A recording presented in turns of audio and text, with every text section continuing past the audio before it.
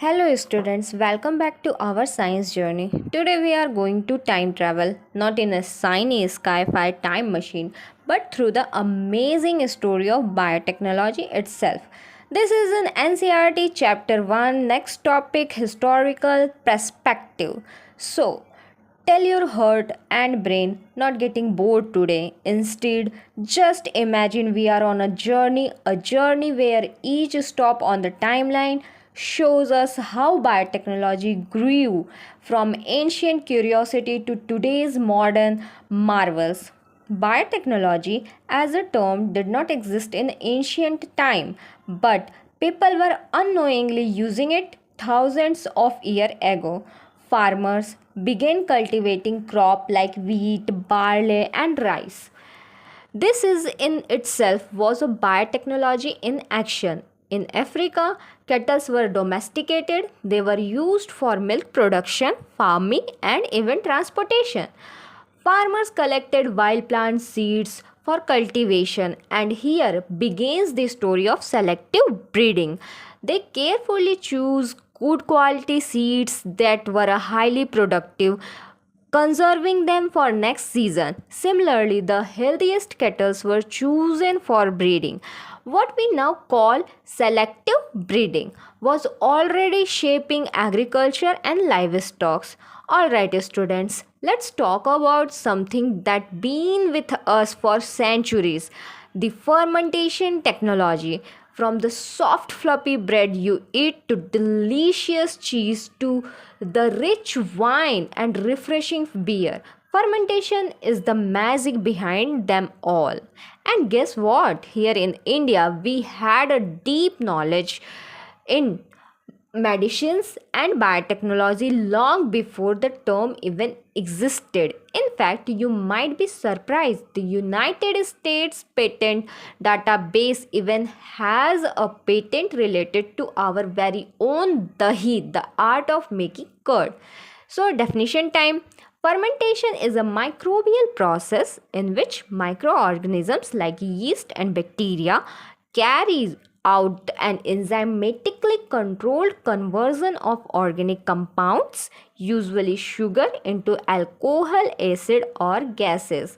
This process not only changes flavor and texture but also preserve food. So, yes, every time you eat bread or enjoy a spoon of curd, you are actually tasting biotechnology in action. Alright, students, let's zoom into one of the simplest yet most loved example of traditional biotechnology, the curd making process. Here, how it works. First, we take a fresh milk and boil it at 100 degrees Celsius to kill any unwanted microbes. Then we cool it down to cozy 37 degrees Celsius, the perfect temperature for friendly bacteria to work. Next, we add a 1 spoon of curd, that's our starter culture, rich in a lactobacillus bacteria. These bacteria get to work on milk protein casein, producing lactic acid as a byproduct. This lactic acid denatures the globular protein, making them coagulate into a solid curd while separating out the watery protein layer called whey. And there you have a delicious curd and perfect example of traditional biotechnology happening right in your kitchen. Now let's travel back to ancient world where fermentation was not just cooking, it was a pure biotechnology. In Egypt and Mesopotamia, in Egypt and Mesopotamia, a special yeast called Saccharomyces winlocki worked its magic in bread and beer. It was so valuable, they even exported it to Greece and Rome as a baker's yeast. Meanwhile, in China, kitchens were alive with the aroma of soya sauce and fermented vegetables. And in Eastern Europe, survival meant preserving food, drying meat, smoking fish, and prickling salty brain. Fun fact, wine was an accident. Okay, wine is an accidental process. How great! So let's know. Grape juice, when left exposed, naturally fermented because yeast was already living on grape skin. So it's a accidental yeast contamination that gives us a product called wine.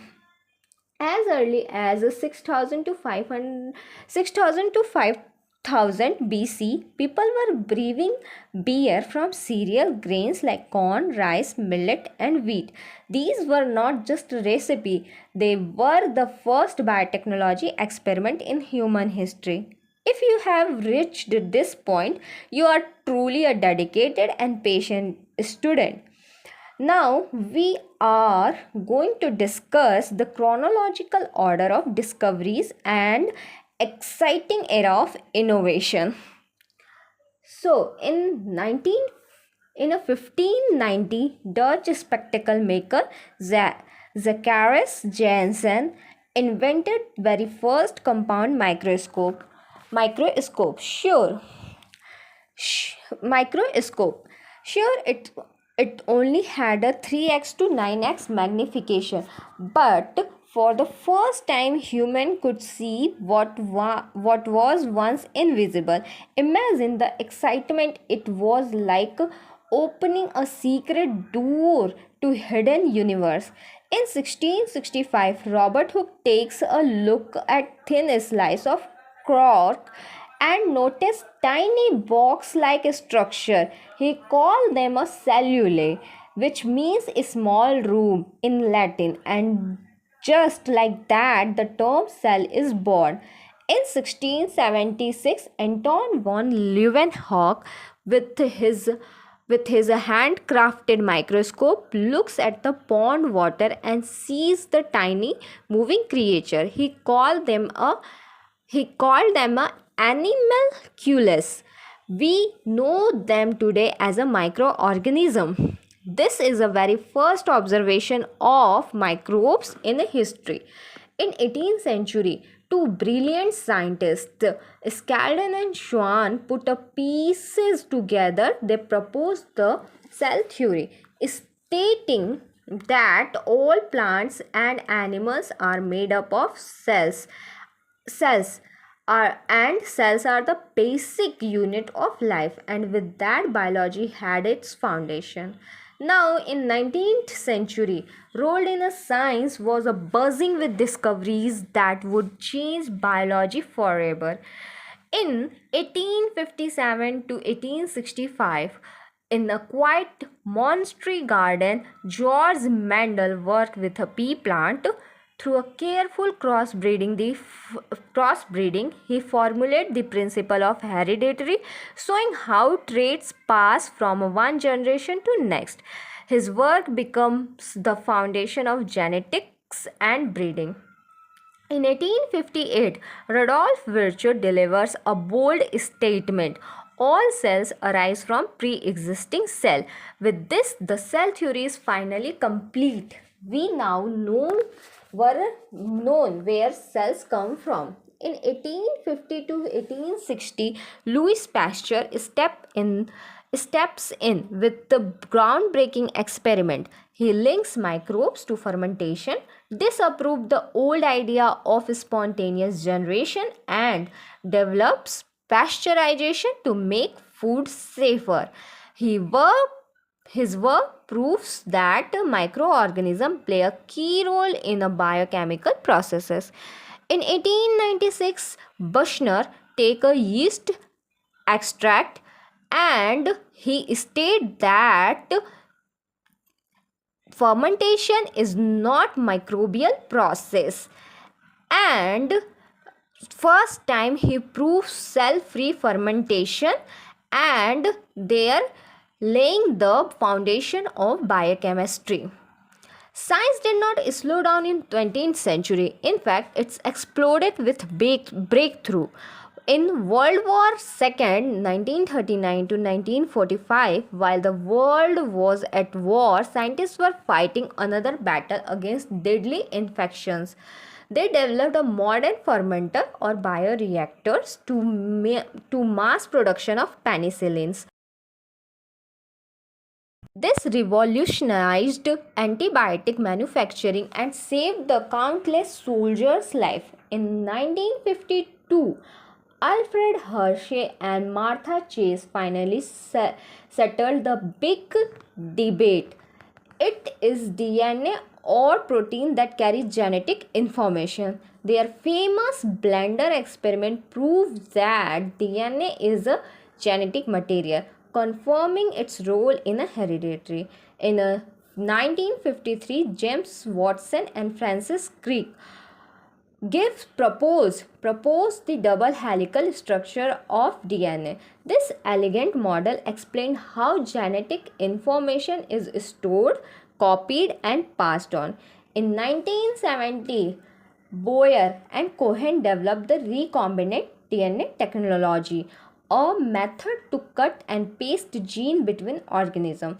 For the first time in history, scientists could transfer genetic material and create organisms with a completely new trait, from fighting infection to decoding life blueprint. These discoveries brought biotechnology into the modern era. If you enjoy this video and found it knowledgeable and informative, don't forget to hit the like button and subscribe to the channel. In the next part, we are going to explore scopes in biotechnology as so. Stay tuned. Thank you.